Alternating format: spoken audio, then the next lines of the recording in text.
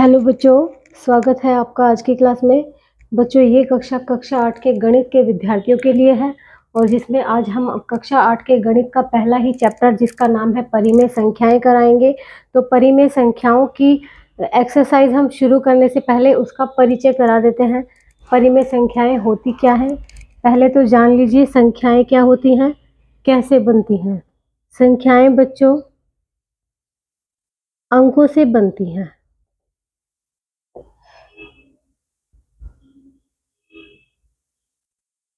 अंकों से बनती हैं, ठीक है। तो यहाँ लिख देंगे संख्याएं। संख्याएं किससे बनती हैं? अंकों से बनती हैं, ठीक है। अब वो अंक क्या है?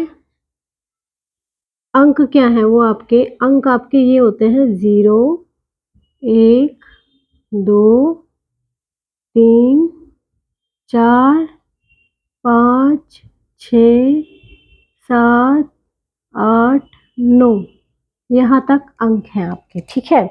जैसे आपने इंग्लिश में पढ़ा होगा, इंग्लिश में आपको कोई भी वर्ड पढ़ाने से पहले सबसे पहले क्या पढ़ाया गया था? आपको सबसे पहले ABCD का ज्ञान कराया गया था। इसी प्रकार आपको हिंदी में सबसे पहले क्या कराया गया था? आ से अनार का ज्ञान कराया गया था। इसी प्रकार गणित में आपको सबसे पहले अंकों का ज्ञान कराना आवश्यक है, ठीक है। ये 0 से लेके 9 तक आपके कुल 10 अंक होते हैं। इन्हीं से आपकी सभी संख्याएं बनती हैं, ठीक है। इनसे अलग और कोई अंक नहीं होता। तो आप सबसे पहले वाली संख्याएं पढ़ेंगे। सबसे पहले आपकी संख्या होती है, जो आपको पता होना चाहिए, प्राकृत संख्या।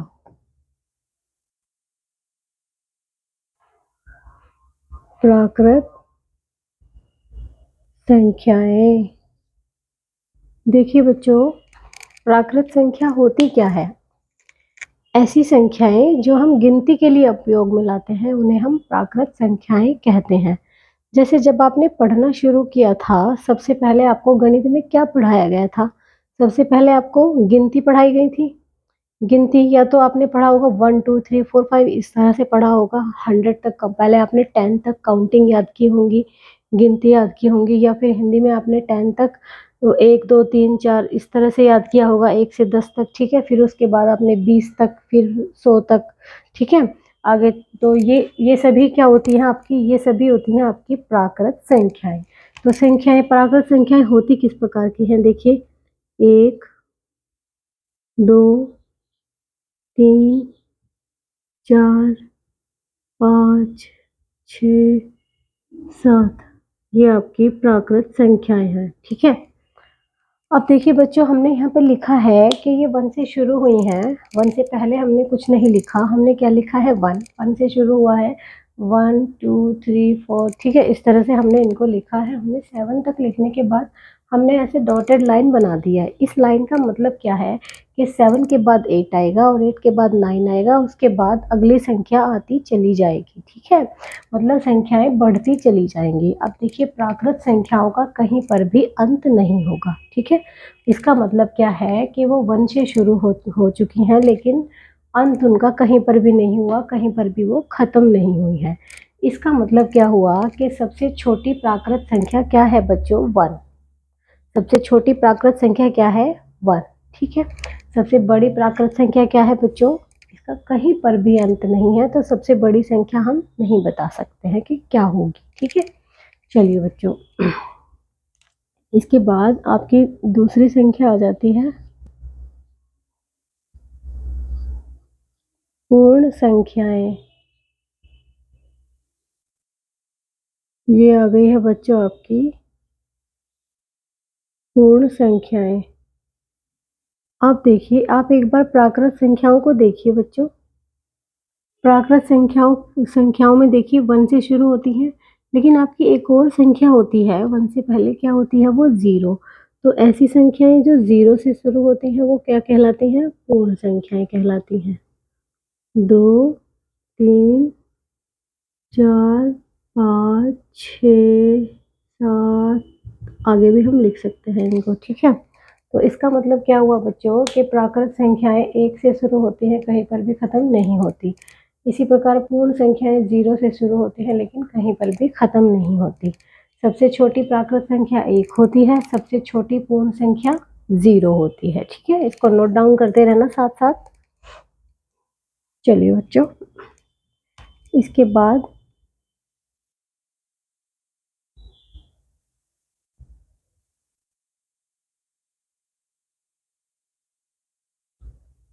सम संख्याएं होती हैं बच्चों।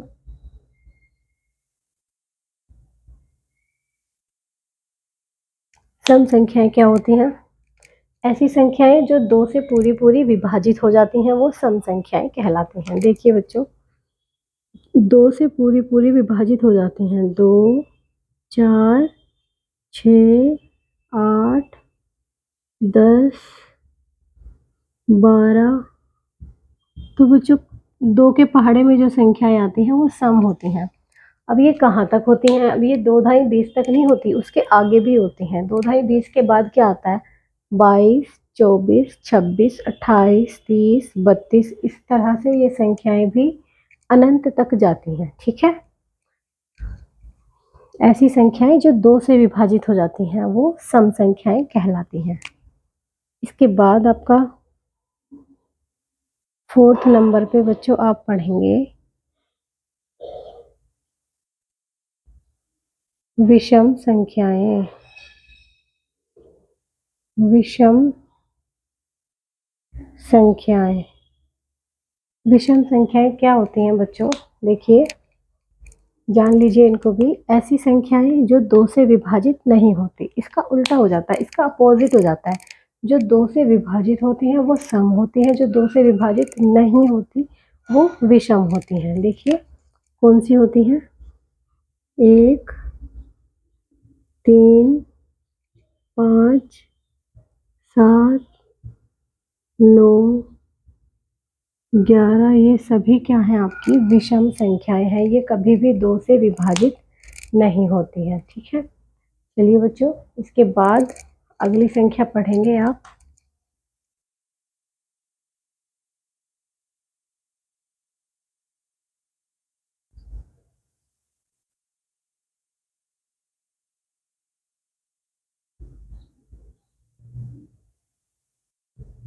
अभाज्य संख्याएं।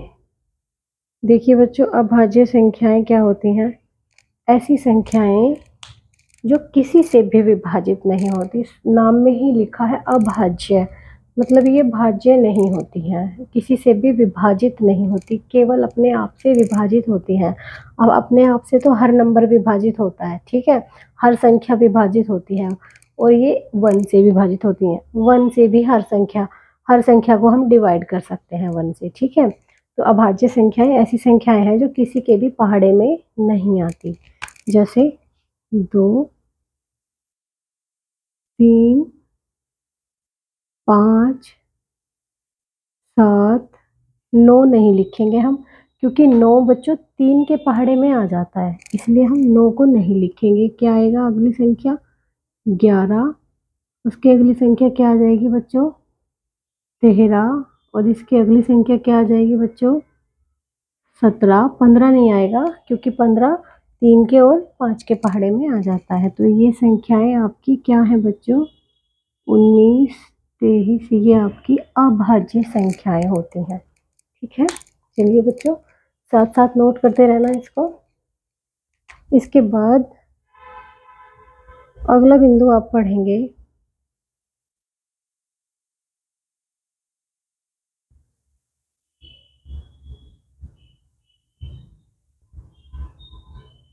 भाज्य संख्याएं। चलिए बच्चों, भाज्य संख्याओं को जान लीजिए। अभाज्य संख्याएं वो होती हैं जो किसी से भी विभाजित नहीं होती, और भाज्य संख्याएं वो होती हैं जो किसी न किसी के पहाड़े में आ जाती हैं, किसी न किसी से डिवाइड हो जाती हैं। जैसे कि मतलब अपने अलावा, अपने से तो हर नंबर डिवाइड होता है। जैसे 5 नंबर है, वो 5 से विभाजित हो जाएगा, कटेंगे इसको, 5 से काटेंगे, 5 एकम 5 आ जाएगा, कट जाएगा ना। 7 को ले लो, 7 से कट जाएगा, ये 7 एकम 7 विभाजित हो जाएगा ना। अपने आप से हर नंबर विभाजित हो जाएगा। लेकिन कुछ संख्याएं ऐसी होती हैं जो किसी और नंबर से भी विभाजित हो जाती हैं, लेकिन कुछ संख्याएं ऐसी होती हैं जो केवल अपने आप से और 1 से विभाजित होती हैं। जो अपने आप से और 1 से विभाजित होती हैं वो अभाज्य होती हैं, और जो अपने आप से और 1 से विभाजित हो जाती हैं उसके अलावा भी किसी और नंबर से विभाजित हो जाती हैं वो भाज्य होती हैं। जैसे कि 4 1 से भी डिवाइड हो जाएगा, ये 4 से भी डिवाइड हो जाएगा, मतलब 1 से भी हो जाएगा, अपने आप से भी हो जाएगा, लेकिन उसके अलावा ये 2 से भी विभाजित हो जाएगा, 2 के पहाड़े में आता है ये, ठीक है। इसी तरह 6 2 के पहाड़े में भी आता है, 3 के पहाड़े में भी आता है। इसके बाद 8 2 के पहाड़े में भी आता है, 4 के पहाड़े में भी। 9 भी कैसी संख्या होगी बच्चों? भाज्य। 10 भी कैसी संख्या होगी? भाज्य। 12 भी कैसी होगी? भाज्य। 14 कैसी होगी? भाज्य। 15 भी कैसी संख्या होगी? भाज्य। ये सभी आपकी भाज्य संख्याएं हैं जो किसी न किसी से विभाजित हो जाती हैं, ठीक है। चलिए बच्चों, इसको नोट करते रहिए। अब आप लेंगे पूर्णांक।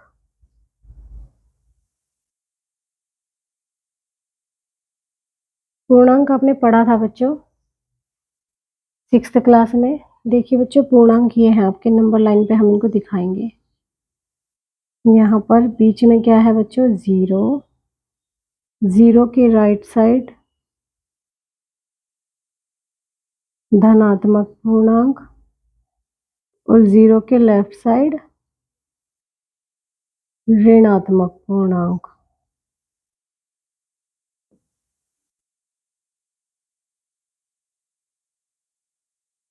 डॉट डॉट लगा देंगे, इसका मतलब यहाँ से भी ये अनंत तक जा रहे हैं, इधर से भी अनंत तक जा रहे हैं।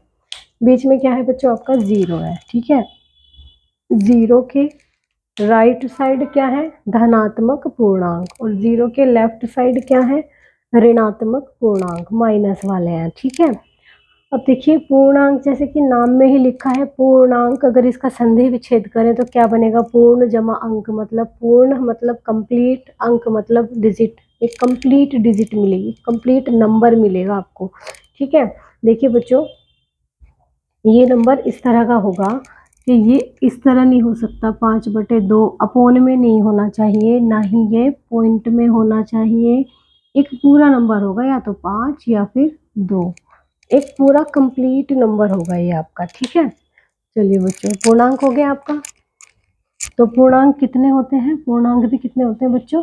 अनंत, क्योंकि ये राइट साइड से भी आगे बढ़ते हैं और लेफ्ट साइड से भी, ठीक है। इधर नेगेटिव होते हैं, इधर पॉजिटिव। एक और ख़ास बात है इनकी, जैसे जैसे हम राइट साइड जाते हैं पूर्णांक की वैल्यू, पूर्णांक का मान बढ़ता जाता है। जैसे कि 1 से बड़ा 2, 2 से बड़ा 3, 3 से बड़ा 4, इस तरह से पूर्णांकों का मान बढ़ता जाता है, ठीक है।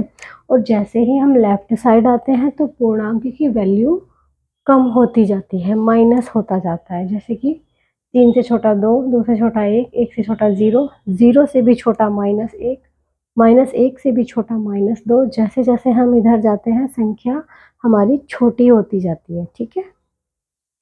चलिए बच्चों, अब आएंगे अपने टॉपिक पर। आपका टॉपिक है बच्चों परिमेय संख्याएं।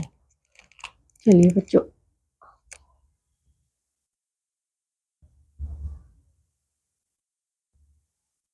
परिमेय संख्याएं, ये है बच्चों आपका टॉपिक। परिमेय संख्याएं क्या होती हैं? परिमेय संख्याएं ऐसी संख्याएं होती हैं जिन्हें हम p/q के रूप में लिख सकते हैं, जिन्हें हम अंश बटे हर के रूप में लिख सकते हैं। p क्या है आपका? p है आपका बच्चों अंश, और q क्या है आपका बच्चों? हर। लेकिन एक कंडीशन दी होती है यहाँ पर, जहाँ p तथा q पूर्णांक है और q 0 के बराबर नहीं है। मतलब क्या होगा कि संख्या आपकी इस प्रकार की होगी, 1/2, 4/7, इस तरह की संख्या होगी। p/q के रूप में लिख सकते हैं। p और q पूर्णांक है, p और q इनमें से कोई नंबर होना चाहिए, नेगेटिव भी हो सकता है, पॉजिटिव भी, ठीक है। इनमें से कोई नंबर होगा p और q। देखिए 1 1 यहीं से है ना, 2 भी यहाँ से है, ठीक है। 4 भी इसमें से लिया हमने, 7 भी इधर कहीं आ रहा होगा, 7 भी, ये सब क्या है? पूर्णांक है। पूर्णांक बटे पूर्णांक क्या होता है? आपकी परिमेय संख्याएं। लेकिन एक कंडीशन है, जो आपका नीचे वाला पूर्णांक है, जो आपका हर है Q, वो 0 नहीं होना चाहिए, नीचे 0 नहीं होना चाहिए। इसका मतलब ऊपर तो 0 आ सकता है, मतलब हम 0/1 को हम परिमेय संख्या कह सकते हैं, लेकिन हम 1/0 को हम परिमेय संख्या नहीं कह सकते। नीचे 0 नहीं आना चाहिए, ये परिमेय संख्या है। अब कोई पूछे कि 5 परिमेय संख्या है, कोई पूछे 5 के बारे में पूछे, 5 परिमेय संख्या है, बताइए आप अपने माइंड में सोचिए, क्या 5 परिमेय संख्या है? यस, क्योंकि हम 5 के अपोन में 1 लगा सकते हैं, और जब हम 5 के अपोन में 1 लगाएंगे तो उसकी वैल्यू 5 ही रहेगी। ठीक है, तो 5 भी क्या है? परिमेय संख्या है। 2 भी क्या है? परिमेय संख्या है। इसका मतलब क्या हुआ? ये सारे पूर्णांक परिमेय संख्या है, ये सारे पूर्णांक परिमेय संख्या है। ठीक है, देखिए बच्चों, अगर कोई पूछे क्या 0 परिमेय संख्या है? यस, 0 भी परिमेय संख्या है। 0 के अपोन में हम 1 लगा देंगे, जब 0 के अपोन में 1 लगाएंगे तो उसकी वैल्यू 0 ही रहेगी। तो 0 भी क्या है बच्चों? परिमेय संख्या है। लेकिन अगर हमने किसी नंबर के नीचे 0 लगा दिया तो गणित में इसका मान अभी तक किसी ने पता नहीं लगाया, ये बच्चों अपरिभाषित हो जाता है।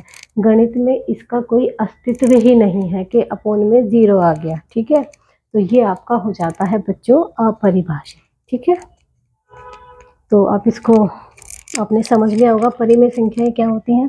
देखिए बच्चों, ये संख्याएं आपको इसलिए समझाई गई हैं, हम किसी भी क्लास का गणित हम जब पढ़ते हैं तो सबसे पहले हमें इन संख्याओं का ज्ञान होना बहुत आवश्यक है। अगर इन संख्याओं का ज्ञान आपको नहीं होगा तो आपको गणित कभी समझ में नहीं आएगा, क्योंकि जब हम कोई प्रश्न कर रहे होते हैं तो उसमें कई बार इन संख्याओं का जिक्र किया जाता है, इन संख्याओं का नाम आता है कि एक परिमेय संख्या इस प्रकार की है कि उसका अंश इतना है, हर इतना है। अब आपको पता ही नहीं है कि परिमेय क्या होता है, परिमेय संख्या क्या होती है, तो आप क्वेश्चन कैसे समझेंगे? और जब आप क्वेश्चन ही नहीं समझ पाएंगे तो आप उसका हल कैसे निकालेंगे?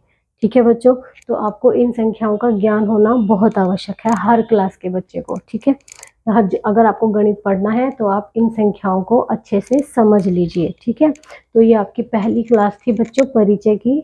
अभी अगली क्लास में आपको हम पहला अध्याय शुरू करा देंगे, उसकी पहली एक्सरसाइज, पहली प्रश्नावली हम उसमें करा देंगे आपको। तब तक के लिए आप इसको अच्छे से नोट डाउन कर लीजिए और अच्छे से इसको समझ लीजिए। चलिए बच्चों, मिलते हैं फिर आपसे अगली क्लास में।